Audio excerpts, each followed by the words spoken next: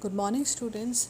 Yesterday we started with our chapter The Rat Trap, and we learned the story of this person, that is the rat trap seller, how he sells his rat traps and then he meditates on the same, that how this world is also a huge rat trap offering various riches, joys, entertainment, shelter to the people, and people get attracted to these and are trapped.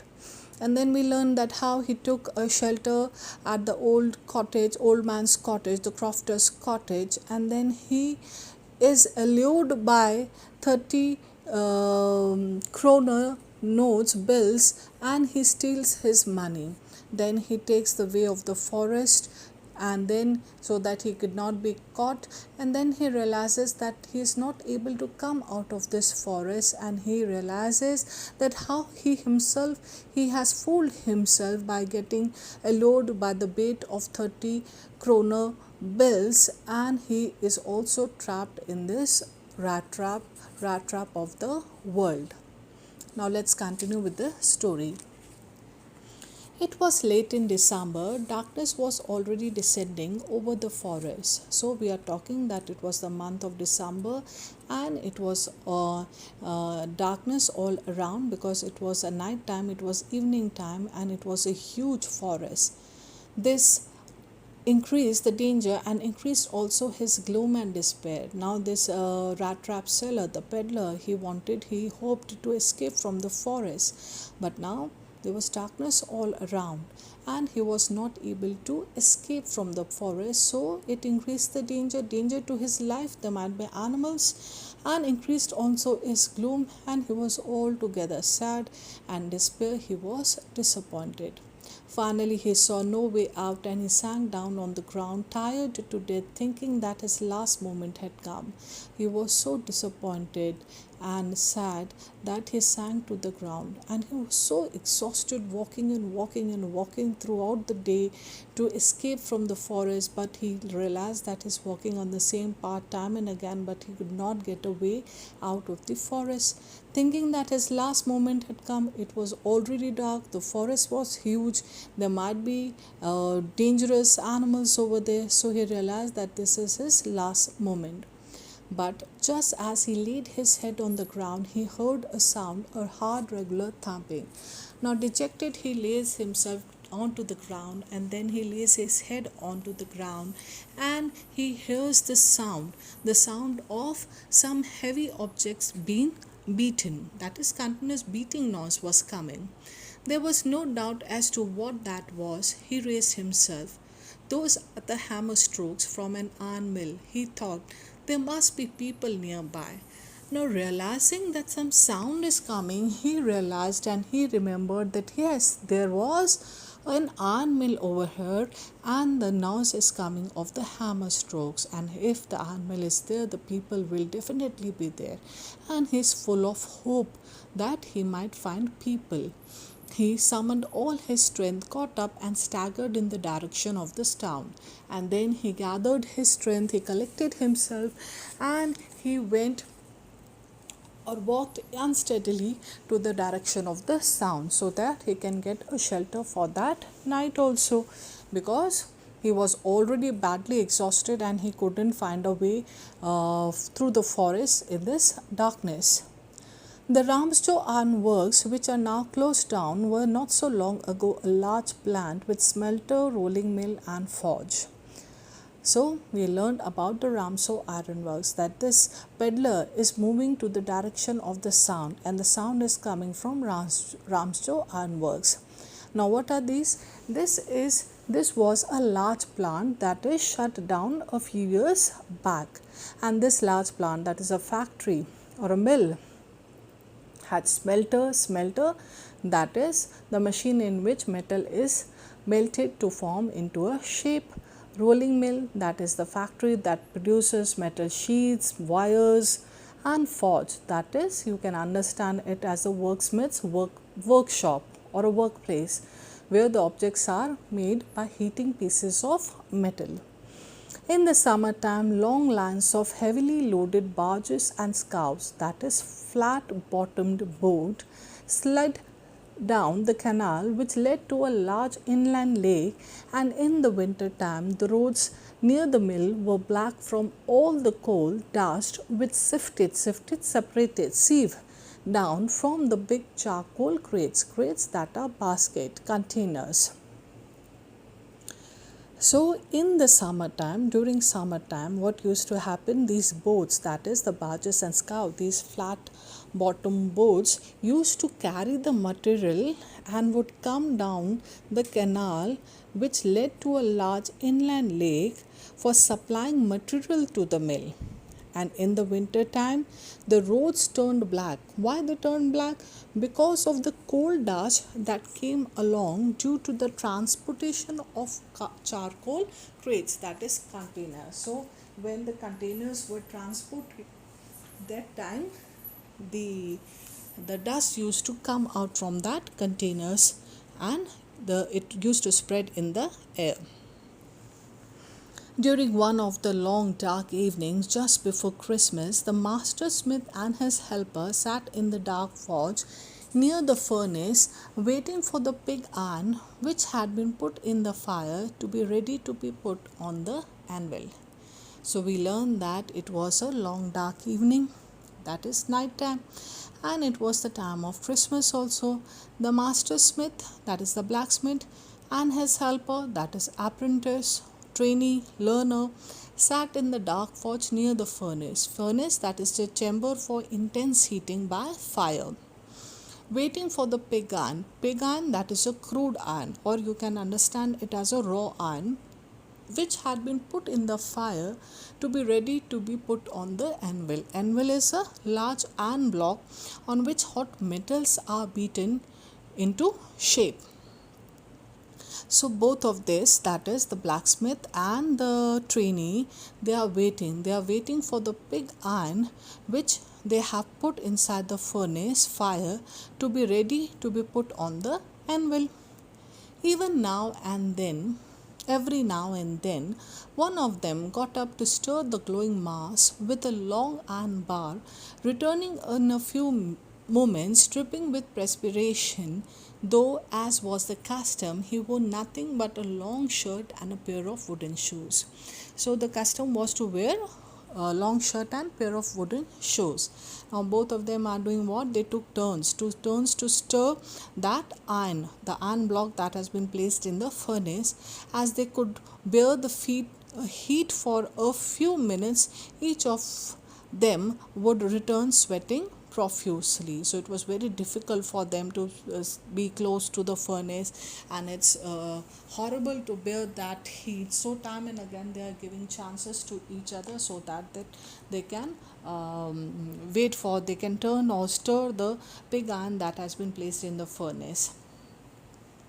All the while, there were many sounds to be heard in the forge. The big bellows groaned and the burning coal cracked. So all this while, there were many sounds coming from the forge. That is the big bellows. Bellows are devices for driving air into fire. You might have experienced this through your grandmother's stories, that how at earlier times there were no gases. There used to be stoves, or they used to work on what you say cow dung, and they had a huge pipe like thing through which they used to blow air. So you can understand it as bellows. Bellows is a device for driving air into fire.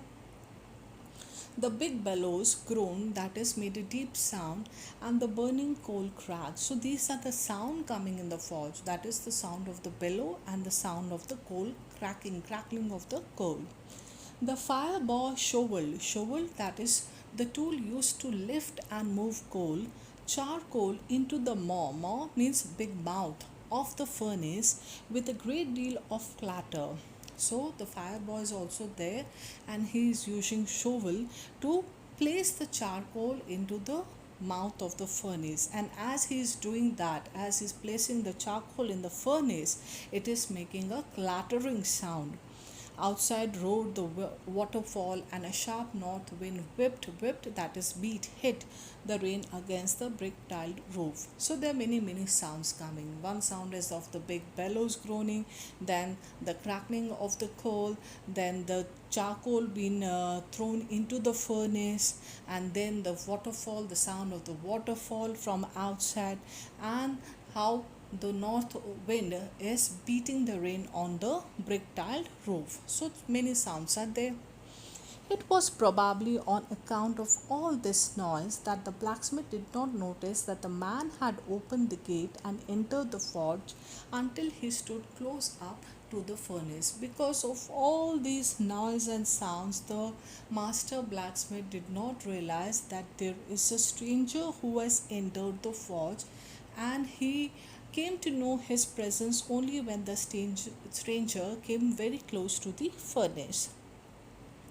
Surely it was nothing unusual for poor vagabonds without any better shelter for the night to be attracted to the forge by the glow of light which escaped through the sooty panes, and to come in to warm themselves in front of the fire. Surely it was nothing unusual for poor vagabonds without any better shelter for the night to be attracted to the forge by the glow of the light which escaped through the sooty panes. What is soot, students? You might have seen black powder of a coal or wood burnt, and that sticks to the ceiling or on the window panes.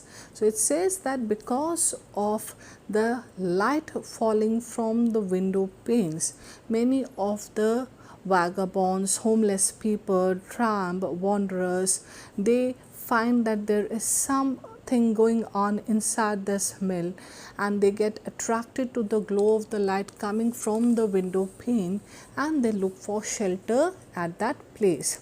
And they come, why? They come in to warm themselves in front of the fire. And yes, it is the time of December, so they want some warmth, so they look for shelter and they look for warmth also, and they come for the shelter in this place, that is the mill or the forge.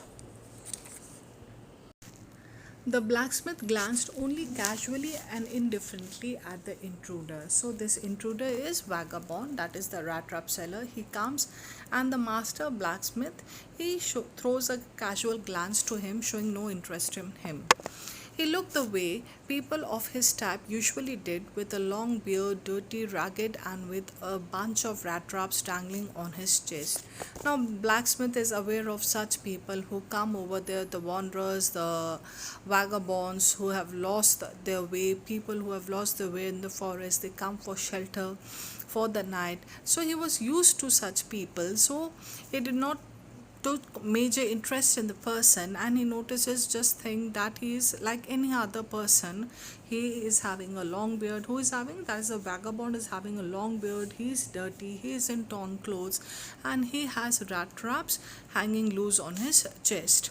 He asked permission to stay, and the master blacksmith nodded a haughty consent without honoring him with a single word.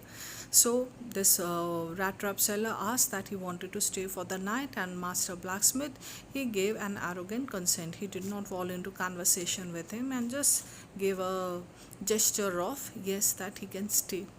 The tramp did not say anything either. He had not come there to talk, but only to warm himself and sleep. And the idea of vagabond was that he had to just kill this night time. He wanted shelter, he wanted warmth. That is all what that was his idea, to come at this place. So he was also not interested in talking to the blacksmith. In those days, the Ramsjo iron mill was owned by a very prominent iron master whose greatest ambition was to ship out good iron to the market. Now, the owner of the iron mill, that is Ramsjo iron mill, was an important person, an ambitious person, and his ambition was that whatever iron comes to the market, it should be of a good quality, finest quality. He watched both night and day to see that the work was done as well as possible, and at this very moment he came into the forge on one of his nightly rounds of inspection. And because he wanted to produce good quality of iron in the market, so he used to keep a watch night and day, coming for inspections now and then. So this time when the vagabond has entered the forge for a shelter, at that very time the master comes, the iron master comes for a nightly round, for a nightly visit for of an inspection. Naturally, the first thing he saw was the tall ragamuffin who had eased his way so close to the furnace that steam rose from his wet rags. So, minute this ironmaster enters the forge, he is attracted to a person that was lying or might be sitting so close to the furnace that, and this was a tall person, a ragamuffin, that is a person in ragged clothes, torn clothes. He was sitting so close to the furnace that one can notice steam coming from the clothes, from the rags. The ironmaster did not follow the example of blacksmith, who had hardly deigned to look at the stranger. Now, blacksmith did what? He did not show any interest in the stranger, but ironmaster did. He did not take the example of blacksmith and ignored the person sitting close to the furnace, but indeed he went to that person. He walked close to the person, to him, looked him over very carefully, then tore off his slouch hat to get a better view of his face. Slouch hat, that is a hat with wide flexible brim. So this person, that is vagabond, was sitting close to the furnace and he was wearing a hat. So ironmaster does not ignore, as was done by a blacksmith. He actually goes close to this person, that is a vagabond, looks carefully to him, and he removes his hat so that he can look the face clearly or in a better view. Better view, the light coming from that forge or the furnace, from that view he can see that person's face. But of course, it is you, Nils Olf, he said. How you do look. So this ironmaster is altogether amazed, looking at a person, and he announces that it's you, Nils Olf. And how you look, that is, you look very miserable. You look, in fact, in a bad position. The man with the rat traps had never before seen the ironmaster at Ram's Joe and did not even know what his name was. But it occurred to him that if the fine gentleman thought he was an old acquaintance, that is a companion, associate, he might perhaps throw him a couple of kroner. Therefore, he did not want to undeceive him all at once. So this vagabond, this tramp, thought that if this person that is the master and master of Ram's Joe, thinks that he knows me, thinks that I am his familiar, I am known to him, I am associated with him. He thought it is good being quiet, and he thought that if the person knows me as Nils Olaf, he might give him some money. So he did not try to correct him that he is mistaken and he is no other than a poor person. He was quiet about things with the idea that he might get some money from him. Yes, God knows things have gone downhill with me, he said. So, peddler, that is vagabond, he does not try to correct this ironmaster, but indeed says what? That yes, times have been bad with him, downhill, that has been worse with him. You should not have resigned from the regiment, said the ironmaster. That was the mistake. If only I had still been in the service at the time, it never would have happened. Well, now, of course, you will come home with me. So, ironmaster said that if he would have been in the services, then he would not have let Nils Olof retire or leave the duties, and he would never have let him meet such a mistake in the regiment by leaving the regiment, that is Defense Forces Army. But then he says that what happened has happened. but now you are going to come to my place, to my home, and be my guest. To go along up to the manor house and be received by the owner like an old regimental comrade, that, however, did not please the tramp. Now, this tramp, rat trap seller, vagabond. Now, students, you don't get confused. Stranger, tramp, vagabond, rat trap seller is one person only. There's no name of the person. So this person, when the ironmaster says, come to my place, be my guest, he is amazed. Why he is amazed? He is shocked. Why? Because to go along to the manor house, to go to a country house, private house, and be received by the owner like an old regimental comrade, and be received by the owner, that is the ironmaster, like an old regimental comrade, like a colleague, like a fellow soldier, like Nils Olof. That, however, did not please the tramp. Now, this idea he did not like. He thought that it would be not a great idea to go as Nils Olof and be the guest of the person and go to his place. No, I couldn't think of it, he said, looking quite alarmed. So, when Ironmaster invited his friend, that is Nils Olf, to come to his place as a guest. But then the peddler knows that I am not his friend, so he was frightened to be invited as a guest to a person's house. He thought of the 30 kroner. To go up to the manor house would be like throwing himself voluntarily into the lion's den. So he thought that going up to the person's place, to the manor house of ironmaster, would be like intentionally going to a lion's den. He was scared and frightened that he had stolen the old crofter's money, 30 kroner, and he might get caught. So he did not like the idea to be a guest of some person. He only wanted a chance to sleep here in the forge and then sneak away as inconspicuously as possible. His idea to come to the forge was just shelter for the night, and his thought was that very stealthily and silently he is going to move from that place invisible, unnoticed by anybody. The ironmaster assumed that he felt embarrassed because of his miserable clothing. Now, when this peddler said no to be the guest of the ironmaster thought maybe because he is in rags, he is in torn clothes, he is in a miserable position, that is the reason that the person is feeling ashamed to be the guest. Please don't think that I have such a fine home that you cannot show yourself there. So he wanted to convince him that you come to my place because I do not have such a large or a big home that my friend cannot show himself there. You are welcome to come to my place. Not considering your position, not considering the miserable state you are in, or you are wearing torn clothes, nothing. You are welcome to my place.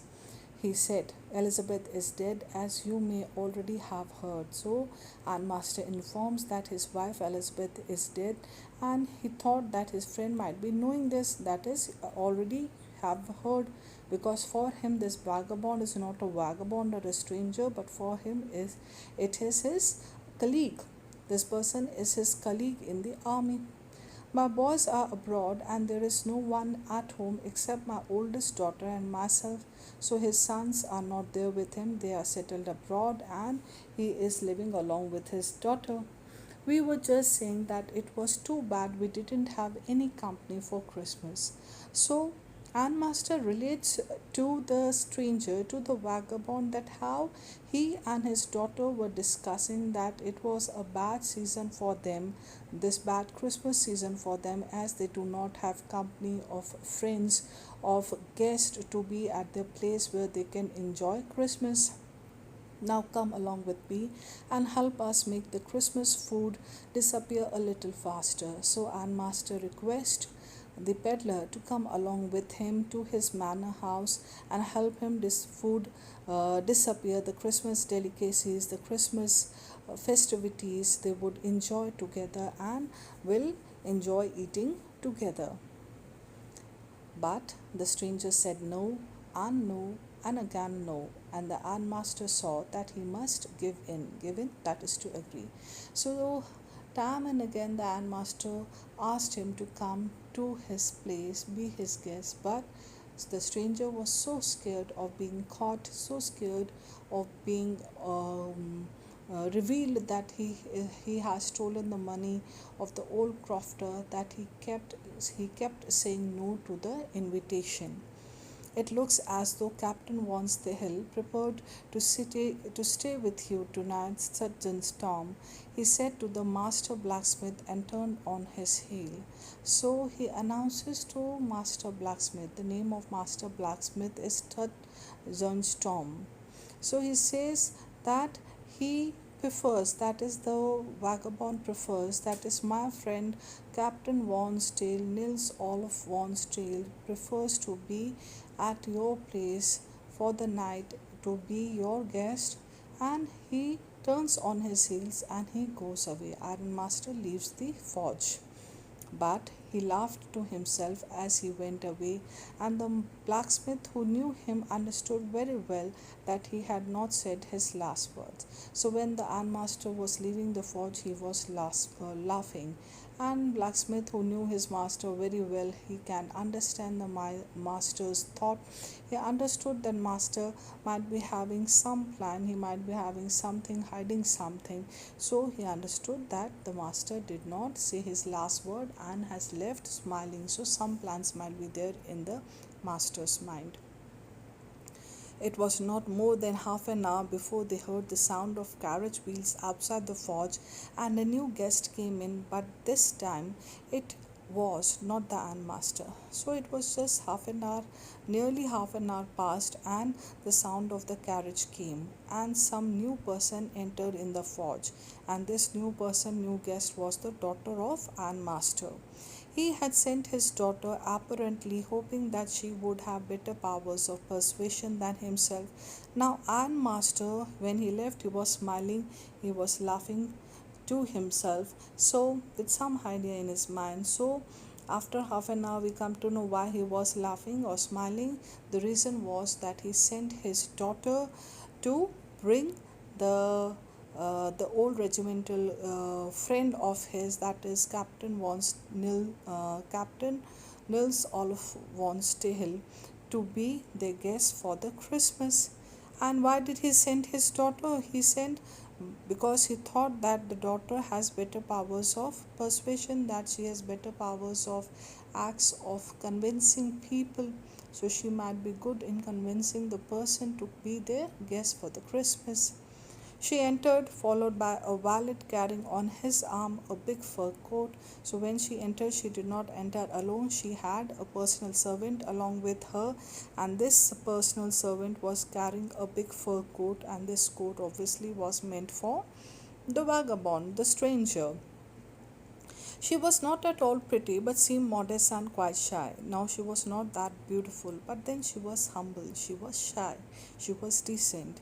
In the forge, everything was just as it had been earlier in the evening. The master blacksmith and his apprentice still sat on the bench, and iron and charcoal still glowed in the furnace. So, when the daughter of ironmaster entered along with her servant, the work had been going on in the forge as usual. That we have learned or read early, that how the master blacksmith is training the apprentice, it's making him learn the things. The apprentice is sitting on the bench, and iron and charcoal are glowing in the furnace. So the work is going on, and while the work is going on, the daughter enters along with the servant with the idea that she would be able to convince the peddler, convince Captain Nils Olaf von Stahel to come to their manor house as a guest for the Christmas.